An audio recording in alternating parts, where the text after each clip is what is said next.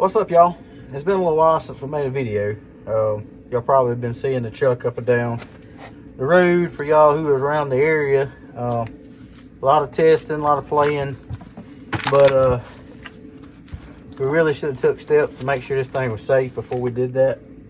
We got under here gonna check out the springs, and the dude that had this was a rat rod, so we got to looking at the springs and they look like bananas. So I guess they had put heat to them and they no longer stood straight up. So we'll give y'all a shot of that in just a few minutes of why you shouldn't heat springs up while they're still in the truck. And if you do, you need to do it all the way around the spring, not just on one side, because we'll show you what happens. But again, we didn't do that. That was already that way. But this is the springs that come extra with the truck.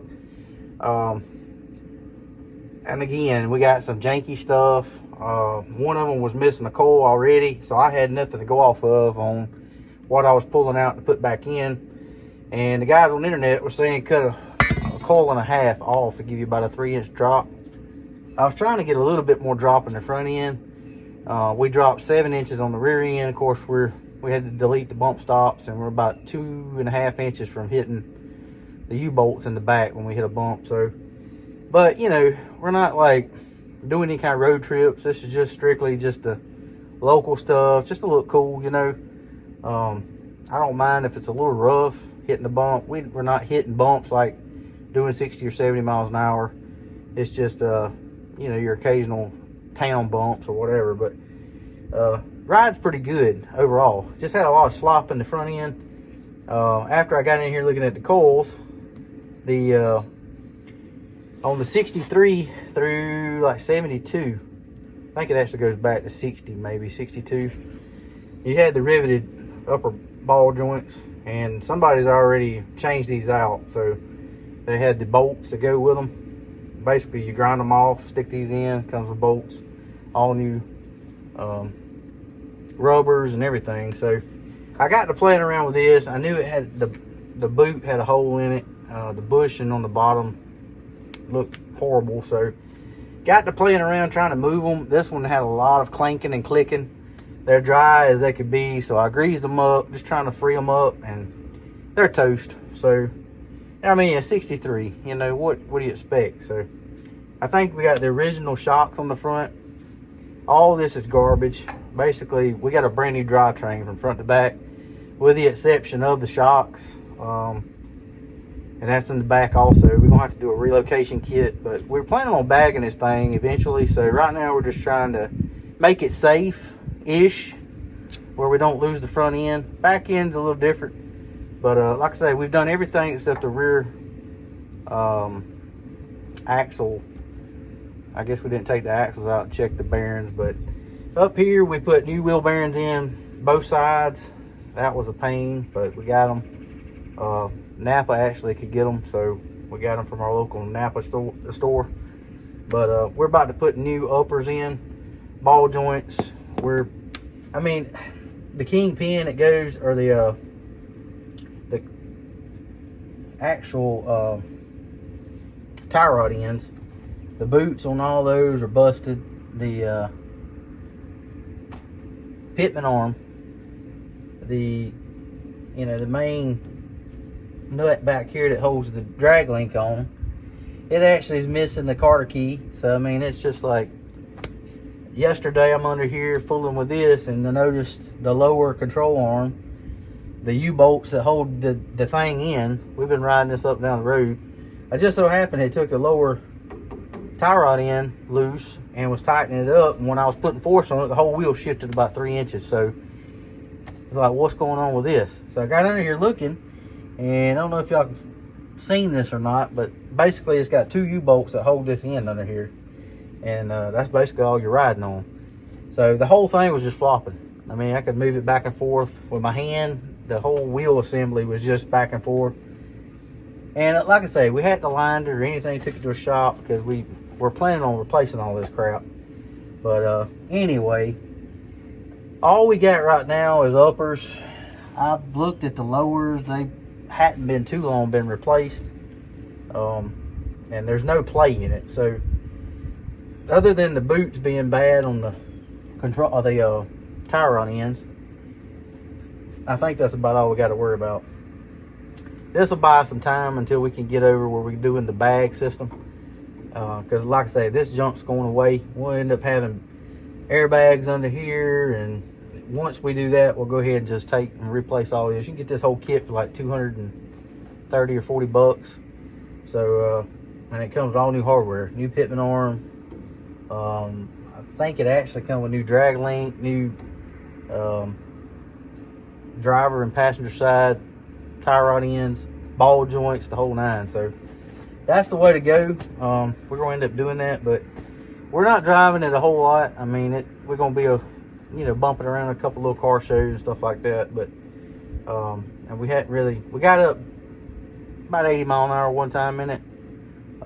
This thing will move, and I'm sure there's people out there with a lot better and faster cars and trucks, but this is probably one of the lightest weight vehicles I've ever had that it's got this much horsepower. So it'll get loose with you real quick, but it's just fun. It sounds good. Throttle response is crazy. We'll have to take y'all for a ride along. But right now we're gonna pop this other one in and probably put you back on time lapse, because when I cut this coil the other day, the other side, when I took my measurement, which I was trying to measure off a bent fender, so I mean, you find something that's stable, and on this one, nothing's right. I mean, the chassis is okay. The panel, I mean, it being bent, I'm trying to measure from the fender down. That's actually rolled in a little. So what I've done, I found a rivet under the front end, because as far as I can see, the frame's not bent anywhere. So this first rivet that they got on the frame rail, I measured from the ground up, and I was about a 1/4 inch difference over from the passenger side to the driver's side. And I think that may just be from me cutting the coil different, maybe a 1/4 inch further back on the other side, because when I put them in separate at different times, and I should have actually lined them up together to make sure they were symmetrical as far as the height. But we're gonna get the other one out in just a few minutes. We're gonna put them side by side. We'll give y'all a look at the garbage that come out from under here. So again, if you're gonna heat stuff up, guys, do some research. Don't just put the torch to it and say, oh yeah, that's good. I mean, you can do that, but it's going to be crap. I mean, like literally crap. And you couldn't hold on to this thing. When you get into it, it's all over the road, just from side to side. And it's not the gearbox, the steering's not sloppy. It's just the chassis itself was given. So now I see why it was all over the road. It's a wonder if we wasn't in a ditch upside down. So anyway, we got everything tightened up as far as what was loose, but just gonna put some stuff together to make sure we don't lose a wheel. I do not want to do that. Probably wouldn't hurt the truck much, but we got a lot of money into the motor and transmission and wheels, and I mean, and lives. You can't replace your life. So just a word of advice, y'all check everything out. If you're monkeying with this kind of stuff, it's better safe than sorry. Like this wheel bearing, I mean, if the motor's running, we can't hear any of this stuff. It's so loud, and we got some janky exhaust on it right now, but it's still loud. So we would have never heard this bearing, as bad as it was. We still wouldn't have heard it. But whoever had this truck never give it a lick of grease. Everything is dry. So I'm sure a lot of this stuff's gonna have to be replaced once we take it apart. But at that time, we're gonna have everything on hand, so we don't have to order it. So it'll be kind of a fast process. Just swap it out and go on to putting the new stuff on. But here we go. We're supposed to put these new ones in. They come from, like I say, it's Napa. Anybody that's wanting to know the part number, that's what you're looking at. And give you an unbox real quick. So you basically, it comes in a bag, and we got instructions, which who needs that, right? I mean, we just finished this. We got that together in the wiring, so I don't think we need instruction on how to do a ball joint. We do have a ball joint removal kit if we need it, but this one just popped right out, so that's super nice. But this is what we got. It comes with a castle nut, and guys, do not put a nylon nut on these things. If you lose it, or the castle nut, you know, you need to have a castle nut so you can run a cotter pin through there. The kit that came, new bolts, new nuts, new lock washers for the mount. It's got a new cotter pin, everything. So, I mean, it's all just, you know, ready to go. So basically, I mean, we're just gonna, you know, get your orientation right, and it's pretty simple to do. It's already got grease in it, but what we're gonna do is our zert fitting.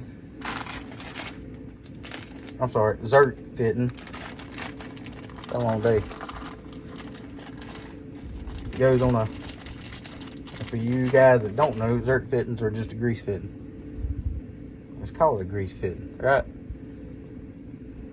Anyway, we're gonna put that little guy in, get him started, and we'll tighten him up when we get him in. But the orientation, I mean, your holes, you can't mess this up. Just goes in, just like so, and then basically this little cap is gonna go on the bottom. It matches.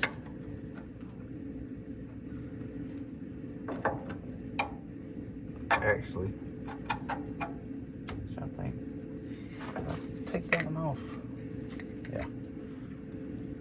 Some of these go in from the top. You have to take the boot off. This one here is actually one that comes in through the bottom, so that will be okay right there.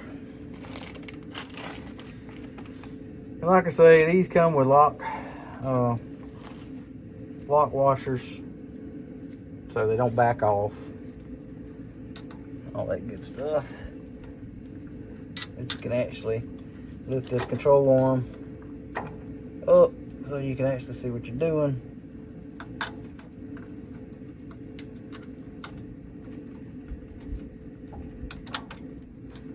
Once you line them up, you stick everything back on. And make sure before you go just getting crazy and tightening stuff down, we just want to get everything started so that it all fits kind of loose. Make sure we're not messed up.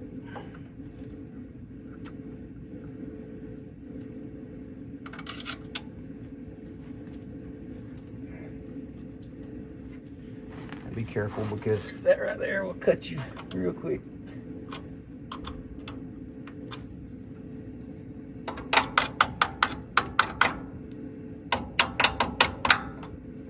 But anyway, we'll show y'all. We'll do a time lapse so we don't bore you. And we'll get back with you in just a few minutes on those wonderful coil springs. I know y'all want to look at that. So, we was telling y'all about the coils, right? Springs, whatever you want to call them. On your, looking at the camera, left, my right, is what it should look like without heat. This is what some jack leg done. Do y'all see this? I mean, this one looks like a slinky. This one, they tried to slinky eyes it, but it didn't work very well.